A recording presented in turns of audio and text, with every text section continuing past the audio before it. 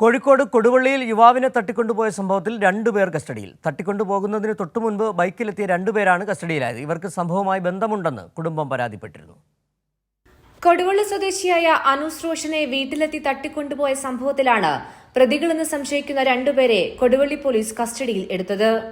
അനൂസ് റോഷന്റെ വീട്ടിൽ തട്ടിക്കൊണ്ടുപോകലിന് തൊട്ടുമുൻപേ ബൈക്കിൽ എത്തിയ രണ്ടുപേരെയാണ് കസ്റ്റഡിയിൽ എടുത്തത്.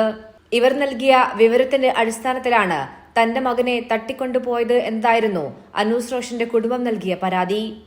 അനൂസ് റോഷന്റെ സഹോദരൻ അജ്മലുമായുള്ള സാമ്പത്തിക ഇടപാടാണ് തട്ടിക്കൊണ്ടുപോകലിന് പിന്നിൽ എന്നതാണ് പോലീസും പറയുന്നത്. വിദേശത്ത് ജോലിയുള്ള അജ്മൽ 2 മാസം മുൻപേ നാട്ടിലെത്തിയിട്ടുണ്ട്. എന്നാൽ ഇയാൾ വീട്ടിലെത്തിയിട്ടില്ല എന്ന് ബന്ധുക്കളും പറയുന്നു. ഇതും സംഭവത്തിന്റെ ദുരൂഹത വർദ്ധിപ്പിക്കുന്നു.